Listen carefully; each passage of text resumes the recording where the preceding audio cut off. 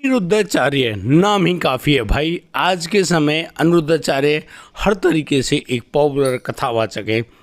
जहाँ भी जाते हैं कथाएं सुनाते हैं, बड़े अच्छे ढंग से जो भी हमारे श्रद्धालु हैं सबसे इंटरेक्ट होते हैं, उनके सवाल जवाब भी होते हैं। एक बार जब जबलपुर में 3 से 10 मई तक का जो उनका सप्ताह था, यानी कि कथा चल रही थी, उसी में जो सवाल जवाब हो रहे होते हैं, उस समय एक करीब 45 साल का व्यक्ति जिसका नाम इंद्र कुमार होता है, वह अनिरुद्धाचार्य से बात करता है और कहता है कि साहब उसके 18 एकड़ भूमि है, हर तरीके से संपन्न है, वह खुद अपने आप में एक टीचर भी है, लेकिन उसकी अभी तक शादी नहीं हो पाई है। उधर अनिरुद्धाचार्य हंसते हैं, कहते हैं कि भाई अब तुम्हें इस उम्र में शादी करने की क्या ज़रूरत है, अब एक काम करो, कुछ अच्छा काम कर लो और अच्छा काम करने के हिसाब से अपनी ज़िंदगी जियो, कुछ पैसा जो धन है वो लोगों की सेवा में लगा दो। इस तरह की वहाँ बातचीत तो होती है, लेकिन उधर इंद्र कुमार भी अपने घर चला गया, महाराज जी अनिरुद्धाचार्य भी अपनी नई जगह पर पहुँच गए।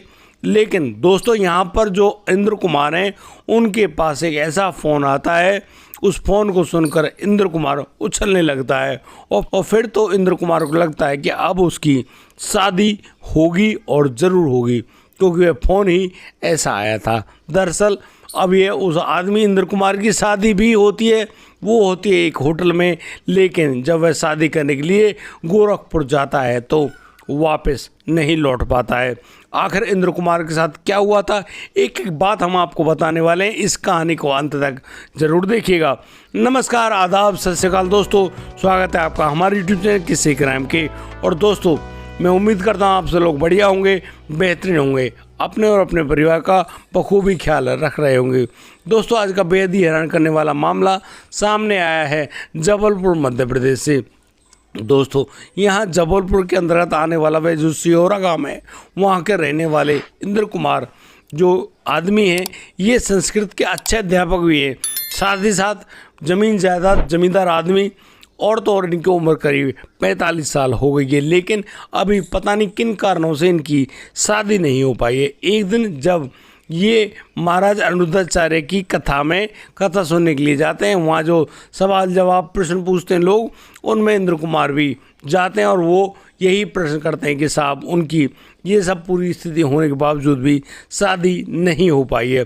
अब इस बात को सुनकर अनिरुद्धाचार्य जी हंसते हैं, कहते हैं यार 45 साल तेरी उम्र हो गई, अब शादी करके क्या करोगे, रहने दो, तुम बस यहीं पर धर्म कर्म का काम करो और सेवा करो लोगों की, क्या दिक्कत है भाई। जो बच्चे हैं गरीब घरों से जो नहीं पढ़ पा रहे उनको पढ़ाओ।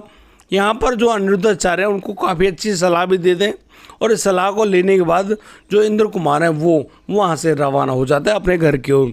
लेकिन अगले 3 दिन के बाद उनके पास एक व्यक्ति का फ़ोन आता है। दरअसल ये व्यक्ति होता है कौशल। अब कौशल कहता है कि साहब हमने तुम्हारी वीडियो उस वायरल जो हुई थी वो देखी थी, और हमारी एक बहन है खुशी, हम उस लड़की की शादी करना चाहते हैं। दरअसल हम बोल रहे हैं गोरखपुर से। अब इन बातों को सुनकर वो जो व्यक्ति इंद्र कुमार बड़ा खुश होता है, कहता है कि ठीक है कोई बात नहीं।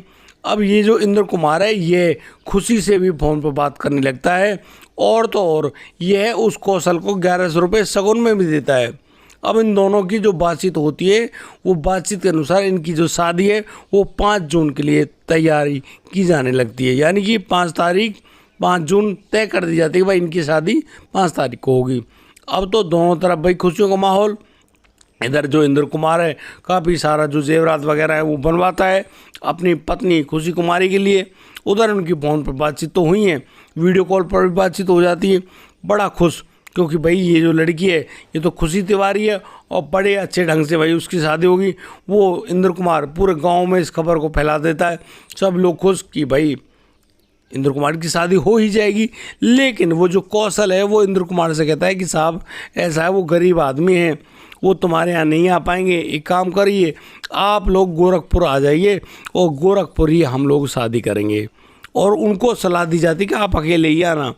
अब तो वो जो नगद पैसा है उसको भी और जो जेवरात वगैरह बनवाए थे उन सब को लेके आ जाता है गोरखपुर। इंद्र कुमार की गोरखपुर पहुंचने की जो तारीख होती है वो 5 जून की होती है। अब 5 जून को भैया उनकी शादी हुई खुशी कुमारी के साथ। दोनों राजी खुशी हो तो बस उस होटल के उस कमरे में जाते हैं और वहाँ पर उनकी वो पहली रात होने वाली थी। यहाँ पर वो जो इंद्र कुमार है अपनी पत्नी को खुद से जो लाया था गिफ्ट वगैरह सब कुछ देता है कि ये लो भाई आपके लिए ये उपहार है। ये सब करने के बाद वो जो इंद्र कुमार कहता है कि ठीक है भाई, अब आज रात तो हम लोग यहाँ पर रुक लेंगे, कोई दिक्कत नहीं, लेकिन कल तुमको सिहोरा चलना पड़ेगा, यानी कि एमपी चलना पड़ेगा। उधर साइड वो जो खुशी है वो उनसे कहते हैं कि वो सिहोरा जाएंगे, मतलब कि ऐसे बात करती है जैसे कि ऐसी कोई बात ही नहीं हुई हो। वो लड़का कहता है, इंद्र कुमार कहता है कि हाँ बिल्कुल हम सिहोरा जाएंगे और वहीं पर रहेंगे, हमारा घर परिवार सब कुछ है। दोस्तों उसी समय कुछ समय के बाद वो जो कौशल है वह भी वहाँ पर आ जाता है और अब उनको यानी कि उनकी जो बातचीत होती है वो बिल्कुल तब्दील हो जाती है। और दोस्तों यहाँ पर देखते देखते अब तो इंद्र कुमार के साथ कुछ ऐसा कर दिया जाता है कि जो इंद्र कुमार है अब इस दुनिया में मौजूद ही नहीं रहता है, उसकी जान ले ली जाती है। और ये सब करने के बाद अब जो इंद्र कुमार है, इंद्र कुमार की जो बॉडी है उसको ले जाकर वो लोग उस होटल से लेकर एक सुनसान जगह पर फेंक आते हैं और इंद्र कुमार जो भी पैसे या जेवरात वगैरह जो कुछ भी लेकर आया था उन सबको लेकर वहाँ से फरार हो जाते हैं। लेकिन उधर दूसरे दिन यानी कि 6 जून को जब इंद्र कुमार अपने घर परिवार में अपने गांव में किसी से कोई बात नहीं करता, उधर साइड गांव के जो लोग हैं वो इंद्र कुमार के पास बात करना चाहते हैं, कॉल करना चाहते हैं, तो मालूम चलता है कि भैया उसका फ़ोन नंबर भी स्विच ऑफ है। अब वो अचानक कहाँ पर लापता हो गया। दोस्तों पुलिस के पास जब इस पूरे मामले में सूचना दी जाती है तो पुलिस भी बड़ी तत्परता दिखाते हुए मतलब आगे बढ़ती है। उधर एमपी की पुलिस फ़ोन करती है गोरखपुर की पुलिस खड़ी होती है, उस होटल वगैरह में पहुंचने की कोशिश करती है। बहुत ही जल्दी उस इंद्र कुमार की जो बॉडी है उसको एक सुनसान जगह से बरामद कर लिया जाता है और मोबाइल नंबर की जो लोकेशन ट्रेस वगैरह की गई उनसे पता चलता है कि यह जो लड़का है इंद्र कुमार किस होटल में रुका था और इसकी किन लोगों से बातचीत भी हो रही थी। और दोस्तों पुलिस को बहुत ही जल्दी वह जो लड़की जो खुशी तिवारी बनी थी उसको भी पुलिस गिरफ्त में ले लेती है। अब यहाँ पर जो खुशी है, खुशी को तो गिरफ्तार कर लिया, साथ ही साथ उस खुशी का जो भाई कौशल था उसको भी गिरफ्तार कर लिया जाता है। अब तो जो पुलिस है ढंग से पूछताछ करती है, तो इसी पूछताछ में पुलिस को मालूम चलता है कि ये जो खुशी नहीं, इसका नाम असलियत में शाहिदा बानो है।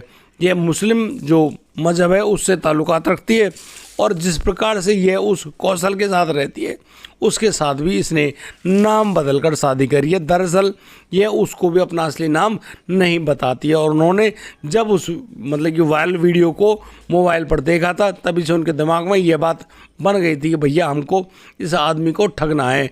बिल्कुल बंटी बबली बन बैठे और इन दोनों ने उस व्यक्ति को इतनी बुरी तरह से ठगना ही नहीं, उसकी जान भी ले ली। और जिस प्रकार से जो उस वायरल वीडियो में सामने आया था इंद्र कुमार, उसकी जान चली गई। क्यों? एक मजाक में, और मजाक नहीं, ये बहुत बड़ा क्राइम है। कहते हैं कि भाई किसी को धोखा देने से बढ़िया तो धक्का दे दो, लेकिन यहाँ पर क्या हुआ, उन पैसों को, उन जेवरात वगैरह जो कुछ भी है सबको पुलिस ने बरामद कर लिया और वो कौशल और ये जो लड़की है खुशी तिवारी, इन दोनों को गिरफ्तार करने के बाद अब रिमांड पर भी लेने के बाद जो जेल है उसके अंदर भेज दिया गया है।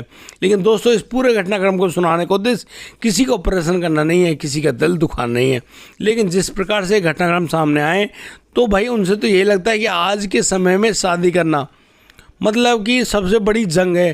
पहले सुना था कि शादी होना बहुत बड़ी जंग होती थी, जाते थे 5-5 दिन बारात रुकती थी, पता नहीं 100 तरह की बातें होती थी, वो रिश्ते किए जाते थे माँ बाप द्वारा। लेकिन आज के समय में भैया सभी को लग रही है कि शादी कर लें और शादी करने के बाद क्या होता है वही सब, जैसे कि सोनम रघुवंशी, राजा रघुवंशी के साथ जो हुआ, या फिर ये इंद्र कुमार 45 साल की उम्र में शादी करने चला था। हालांकि शादी करना उसका अधिकार है भाई, वो भी तो चाहता है भाई उसके बच्चे हों, वो भी तो चाहता है कि उसकी जो वंशवेल है वो भी आगे बढ़े, लेकिन क्या अब बढ़ गई, इंद्र कुमार ही दुनिया से गायब हो गया। बाकी आप लोग क्या कहना चाहते हैं इस पूरे मामले में, आप लोग हमें अपनी कमेंट, अपनी राय हमें हमारे कमेंट बॉक्स में लिखकर अवश्य दें। दोस्तों आज के लिए सिर्फ इतना ही, अब दीजिए मुझे इजाज़त, मिलता हूँ कल, लाता हूँ एक और अनोखा मामला। तब तक लिए आप बढ़िया रहें, बेहतर रहें, अपना और अपने परिवार का बखूबी ख्याल रखते रहें। जय हिंद, जय भारत।